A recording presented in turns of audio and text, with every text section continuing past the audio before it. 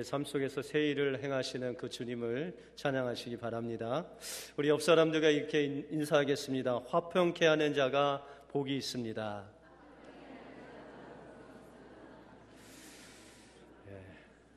오늘도 하나님이 원하시는 화평케 하시는 여러분들의 삶이 되시길 바랍니다. 펜실베니아 대학교의 마틴 셀리그먼 교수팀은 인간의 노력을 통해서도 이 행복이 늘어날 수 있다라는 것을 증명하기 위해서 500명을 대상으로 이 행복을 증진하는 프로그램을 이제 설문조사를 했습니다. 그 결과 행복감이 증진되고 또한 우울증이 감소하는 그런 결과를 가져오게 되었습니다. 이들이 행복을 증진시키기 위해서 사용했던 몇 가지 질문을 여러분들에게 소개하고자 합니다. 첫 번째로 우리가 행복을 좀 증진시키기 위해서는 첫 번째로 매일 밤 그날의 좋은 일 3가지를 생각하는 것입니다. 여러분들 하루 살 동안 좋은 일 3가지를 생각하면 행복이 좀 늘어난다고 합니다. 두 번째는 자신의 장점 5가지를 찾아서 매일 새롭게 적용하기.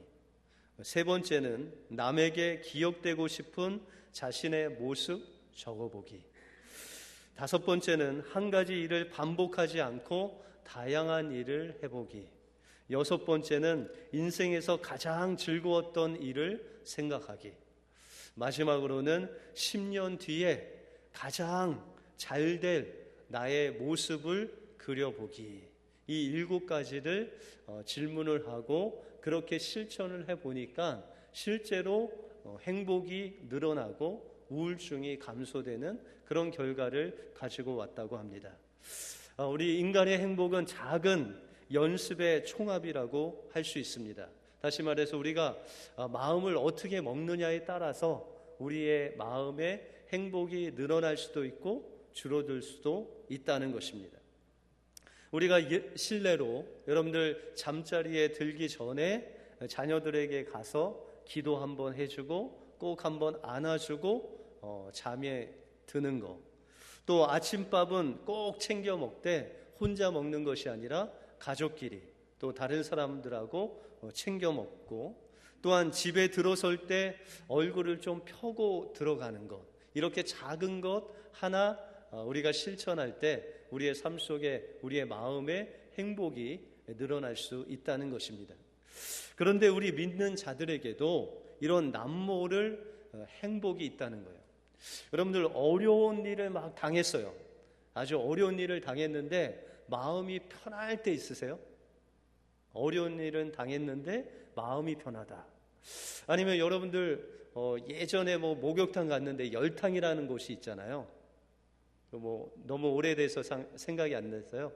그런데 열탕에 딱 들어가서 어르신들이 한마디 하시는 그 한마디가 있으시죠? 뭐라 그러죠?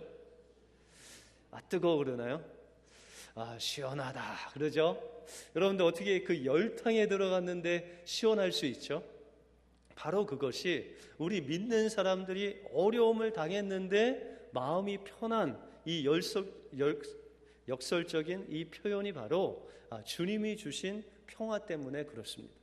하나님께서 예수 그리스도를 통해서 하나님과 우리 사이에 막혀진 담을 허물어 뜨리심으로 말미암아 우리가 어떠한 상황 속에서도 편안할 수 있는 그 평화를 우리에게 주신 그 주님이 바로 우리의 좋으신 아버지라는 것입니다.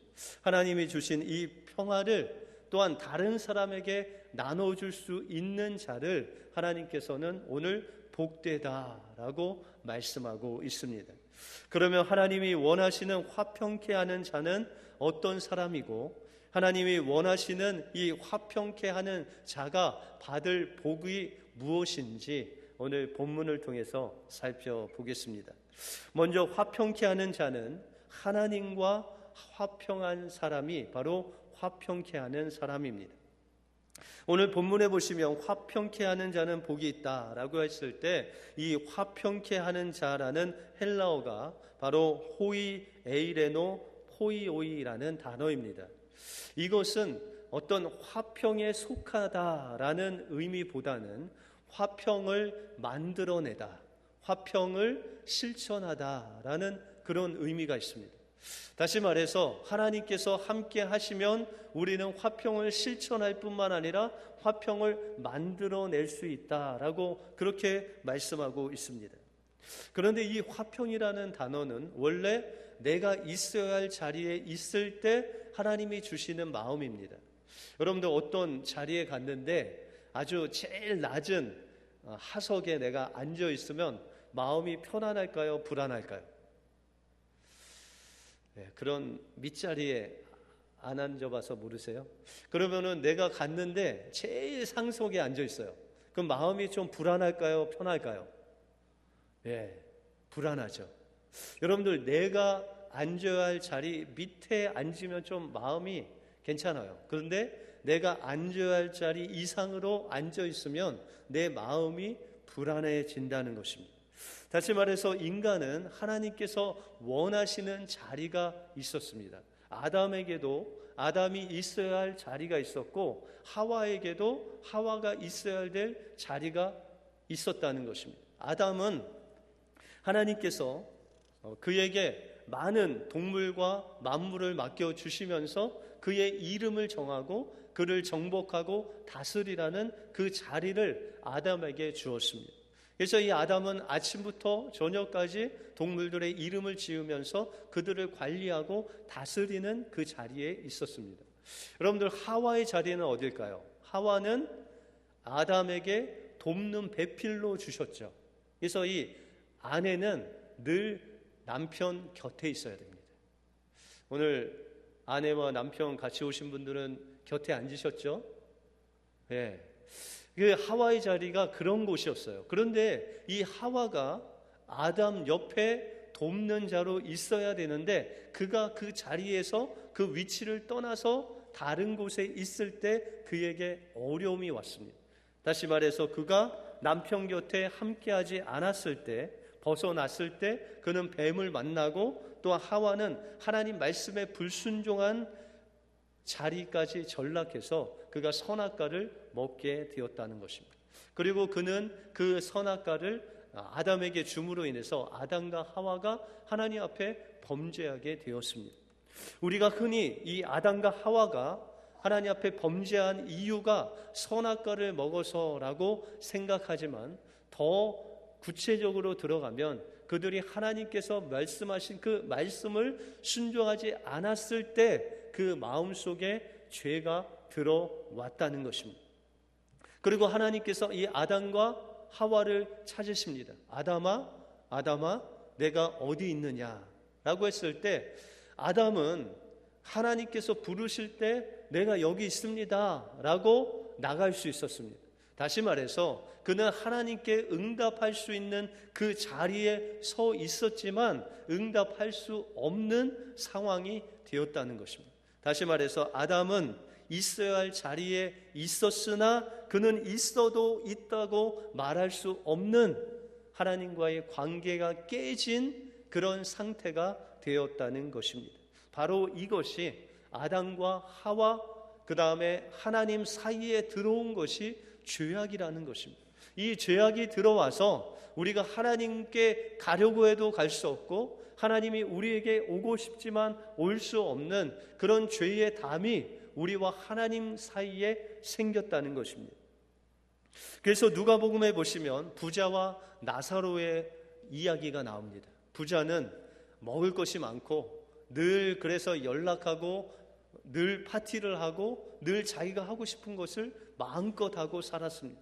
그러나 나사로라는 사람은 거지로서 또 병에 걸려서 그 부자의 상에서 떨어지는 것을 먹고 사는데 그것조차 없어서 그는 죽음을 맞이할 수밖에 없었습니다. 그런데 그들이 죽어서 이 나사로는 아브라함의 품에 가고 그 부자는 음부에 갔다라고 그렇게 말씀하고 있습니다. 그런데 그 음부에서 그 부자가 그 불 가운데 고통스러워서 입이 바짝바짝 마르는 그런 상황 속에서 부자가 그 아브라함 품에 있는 나사로를 보았습니다. 그리고 그 나사로를 향해서 이야기하기를, 나사로야, 내 손에 좀 물을 찍어서 내 입을 좀 서늘하게 해주렴이라고 그렇게 이야기를 합니다. 그때 그 나사로를 품고 있는 아브라함이 이 부자에게 말하기를, 너와 우리 사이에는 큰 구렁이 있어서 내가 너에게 갈 수도 없고 네가 나에게 올 수도 없다라고 그렇게 말씀하고 있습니다. 여러분들, 이 죄로 인해서 하나님과 인간 사이에 큰 구렁이 생기고 담이 생겨서 내가 하나님께로, 하나님이 우리에게 올 수 없는 하나님과의 관계가 완전히 깨진 모습으로 살아갈 수밖에 없는 우리의 심령이 되었다는 것입니다. 그러므로 우리는 하나님과 화목을 하기 위해서, 화평하기 위해서 날마다 주님의 십자가를 지고 주님께 나가야 됩니다. 그럴 때 주님께서는 우리와 화목해 하시고 우리를 만나주시고 우리가 화평케 하는 자로 우리를 변화시켜 주실 것입니다. 그 주님을 날마다 구하시는 여러분의 삶이 되시길 바랍니다. 둘째로, 화목하게 화평케 하는 자는 이웃과 화평한 자입니다. 우리가 예수님의 십자가의 보혈로 하나님과 화평을 누렸다면 우리는 형제를 용서하고 형제와 화해함으로 하나님께서 주시는 그 화평을 누릴 수 있습니다. 히브리서 12장 14절에 보시면 모든 사람으로 더불어 화평함과 거룩함을 조추라, 이것이 없이는 아무도 주를 보지 못하리라 라고 말씀하고 있습니다. 여러분들, 세상 사람들은 자기만 행복하고 편안하면 그것으로 만족합니다. 그러나 주님을 믿는 우리는, 주님은 우리에게 말씀하시기를 너희가 모든 사람으로 화평하라, 그리하면 주를 볼 것이다 라고 말씀하고 있다는 것입니다. 우리가 하나님과 화평한 관계가 있을지라도 우리 주변의 형제들과 관계가 깨지면 주님과의 관계가 깨진다라고 말씀하고 있다는 것입니다. 하나님께서 원하시는 화평은 하나님과의 관계만 회복되는 것이 아니라 형제들까지의 그 관계가 회복되는 그것이 하나님께서 원하시는 진정한 화평이다라고 말씀하고 있다는 것입니다. 하나님께서는 여기에 멈추지 아니하고 우리와 가장 가까운 아내와의 관계에 대해서도 말씀하고 있습니다. 베드로전서 3장에 보시면 남편된 자들아, 너희 아내는 더 연약한 그릇이요 또 생명의 은혜를 유업으로 함께 받을 자로 알아 귀히 여기라, 이는 너희 기도가 막히지 아니하게 하려 함이랴 라고 말씀하고 있습니다. 다시 말해서 아내의 관계에 있어서, 그 연약한 그릇인 아내와의 관계에 있어서 그 관계가 깨지면 우리와 하나님과의 기도의 관계가 막힌다는 것입니다. 그래서 기도할 수 없다는 것입니다. 그래서 성경에는 너희가 형제나 아니면 가족과 싸우더라도 해가 지기 전에 서로 화해하라 라고 말씀하고 있습니다. 여러분들, 아내와 남편 같이 오신 분들은 해가 지기 전에 같이 화해하시기 바랍니다. 아멘 소리가 좀 작은데요. 여러분들, 하나님께서는 이런 우리의 기도가 막히지 않기 위해서, 하나님과의 관계가 화목하고 또한 하나님과의 그 교통이 이루어지기 위해서 형제 간에 화목하고 또한 아내와 남편 간에 화목하는 그 화목을 통해서 하나님께서는 온전한 우리 화평을 우리 마음속에 이루신다라고 그렇게 말씀하고 있습니다. 그래서 우리는 될 수 있는 대로 우리 모든 사람들과 더불어 화평한 자가 되어야 된다는 것입니다. 어느 가정에 남편이 딴 여자와 눈이 맞아서 아내와 그 삼남매를 버리고 갔습니다. 갈 곳이 없는 그 아내는 서울에서 안산으로 이사와서 전도를 받아서 하나님의 사람이 되었습니다. 모진 고생을 다해가면서 이 삼남매 모두 대학을 마치게 했습니다. 20여 년 동안 교회에서 섬기면서 권사 직분을 받아서 충성했는데 이 50세 중반에 신부전 합병증으로 인해서 이제 임종을 맞이하게 됐습니다. 신방을 간 목사님에게 그녀는 용서를 빌었습니다. 목사님은 나의 남편을 용서하라고 하셨으나 나는 도저히 용서가 안 돼서 엊그저께 찾아온 그 남편에게 저주하며 쫓아보냈습니다. 그러나 목사님을 뵙고 이제야 그를 용서하게 되었습니다 라고 하고 눈을 감으셨습니다. 목사님은 기도했습니다. 하나님, 왜 죄진 사람은 저렇게 건강하고 형통하고 억울하게 버림받은 권사님은 고통 속에서 평생 자녀들을 저렇게 20년 동안 키워서 대학을 보냈는데 왜 병으로 죽게 하십니까? 라고 하나님 앞에 외쳤습니다. 하나님의 응답이 목사님의 마음에 와닿습니다. 죄 지은 사람의 죄보다 믿는 사람이 용서해 주지 못한 죄가 더 큰 것이다. 용서는 상대를 위한 것이 아니라 실상은 너 자신을 위한 것이란다 라는 음성을 듣고 목사님이 회개하며 눈물을 흘렸다고 합니다. 여러분들, 진정한 하나님이 원하시는 화평은 바로 내가 잘해서만 뿐만 아니라 나를 향한 그 상대방을 용서해주고 화목하게 하고 그를 위해서 기도해 주는 것이 정말 하나님께서 원하시는 화평이고, 그것이 바로 나를 위한 용서가 된다는 것입니다. 그래서 예수님께서 십자가에서 죽으실 때 하나님을 향해서 말씀하시기를, 아버지여 저들의 죄를 용서하여 주옵소서, 자기의 하는 것을 알지 못합니다 라고 고백하셨던 것입니다. 예수님도 그 십자가에서 우리의 화평을 이루시기 위해서 피 흘려 죽으셨지만, 죽으시면서도 그 다른 사람들의 죄악을 용서해 주시는 진정한 화평케 하는 자의 모습을 우리에게 보여주셨다는 것입니다.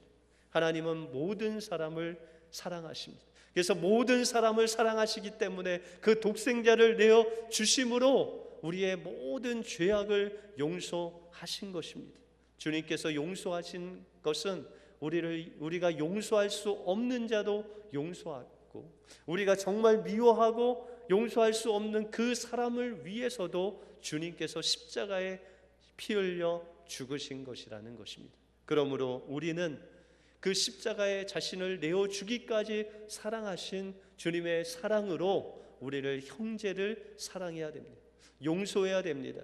화해해야 됩니다. 그것이 하나님께서 원하시는 화평케 하는 자의 모습이라는 것입니다. 마지막으로 화평케 하는 자는 화평을 전하는 자입니다. 화평케 하는 자는 화평을 신천하고 또한 만들어가는 사람이라고 말씀드렸습니다. 구약 성경에 보시면, 출애굽기 32장에 보시면 모세가 이제 하나님께서 주시는 그 율법을 받기 위해서 시내산으로 올라갔습니다. 40일 동안 하나님께서 모세와 함께 하시면서 하나님께서 돌판에 친히 율법을 새기시고 그 십계명을 새겨서 이 모세에게 전달하십니다. 근데 40일 동안 이 모세가 없음으로 인해서 이스라엘 백성들이 모세를 기다리다 이제 애굽에서 그들을 나오게 하신 하나님이 바로 그 형상을 금송아지로 만들어서 그곳에서 춤추며 절하며 우상 숭배를 하게 되었습니다. 그때 하나님께서는 이 사건으로 인해서 그들에게 진노하시면서 모세에게 말씀하십니다. 이 이스라엘 백성들 다 내가 진멸하겠다. 그래서 모세가 그 하나님 말씀을 듣고 내려가는데 정말 그곳에서 금송아지를 만들고 그들이 춤추면서 절하면서 우상 숭배하는 이스라엘 백성들을 보았습니다. 그때 모세는 그 돌판을 땅에 떨어뜨려 깨뜨리고 그들에게 가서 그 금송아지를 다 그냥 불살라서 녹이고 그것을 가루로 내어서 물에 타서 그들에게 마시우게 합니다. 죄의 대가로 그것을 다 마시게 합니다. 그리고 모세는 하나님께 무릎 꿇고 기도합니다. 하나님, 이제 그들의 죄악을 용서하여 주시옵소서. 그들은 비록 죄를 지었지만 이 애굽에서 주님의 권능의 팔로 구원하신 하나님의 백성들이 아니하십니다. 그들은 하나님의 백성입니다. 만일 하나님께서 그들을 용서하지 아니하시면 주의 기록된 책에서 내 이름을 지워버리소서. 다시 말해서 하나님께서 저들을 용서치 아니하시면 차라리 내 이름을 생명책에서 지워달라고 기도하는 모세의 모습이 바로 화평케 하는 자의 모습이라는 것입니다. 여러분들, 이 모세가 하나님 앞에 무슨 범죄를 범했습니까? 그가 무슨 범죄를 범했길래 그 생명책에서 자기의 이름을 지워달라고 기도하고 있습니까? 모세는 알았습니다. 바로 하나님께서 나를 용서해 주실 뿐만 아니라 이스라엘이라는 공동체와 함께 하나님께서 구원하셔서 나뿐만 아니라 이스라엘 전체가 하나님의 백성인 것을 알았습니다. 만약에 이스라엘 백성이 하나님의 백성이 아니고 하나님께서 진노를 내리신다면 바로 이 모세도 하나님 앞에 구원받을 수 없는 그런 존재라는 것을 알고 하나님 앞에 하나님, 저들의 죄를 용서하시고 용서하지 않는다면 저도 용서하지 말라고 하나님 앞에 부르짖은 것입니다. 바로 이것이 고린도전서 12장에 보시면 우리가 바로 모든 교회가 하나님의 몸이라고 말씀하십니다. 그리고 이 몸된 교회 한 사람 한 사람이 그 몸된 지체라고 말씀하고 있다는 것입니다. 다시 말해서 여러분들 한 사람 한 사람이 바로 교회를 이루는 구성원이고, 이 교회에 한 사람이라도 아픈 사람이 있으면 교회 전체가 아프게 되는 그 믿음의 공동체가 바로 교회다라고 말씀하고 있다는 것입니다. 여러분들 혹시 바늘에 찔려 본 적이 있으십니까? 네, 바늘에 찔려 본 적이 여성분들은 좀 많으시죠? 네, 전혀 바늘에 찔려 본 적이 없으세요? 근데 제가 어렸을 때, 제가 생각할 때는 한 2학년쯤 될 때 어머니가 이 바늘 호청을 이렇게 하시다가 잠깐 자리를 비우신 그 사이에 제가 그 바늘을 발로 밟았습니다. 그런데 이 바늘은 없고 이 실만 보였습니다. 다시 말해서 바늘은 제 발 속에 다 들어가고 그나마 실이 있어서 그 실로 뽑았던 그 기억이 납니다. 여러분들, 바늘에 찔리면 발만 아플까요? 온몸 전체가 아플까요? 네, 그때 발만 아픈 것이 아니라 그냥 온몸이 다 소름이 끼치더라고요. 여러분들, 이것이 바로 하나님께서 원하시는 화평의 원리입니다. 여러분들, 나만 잘 살고 저 사람은 별로 못 살아도 될까요? 하나님께서는 그걸 원하는 것이 아니에요. 하나님께서는 나도 잘 살고 저 사람도 잘 사는 것이 하나님이 원하시는 화평이라는 거예요. 그래서 여러분들, 구약 성경에 보시면은 하나님께서 가장 관심을 둔 사람들이 있었어요. 그 사람들이 누구냐면 고아와 과부와 나그네였어요. 그 사람들은 현실적으로 그냥 있으면 못 살 사람이에요.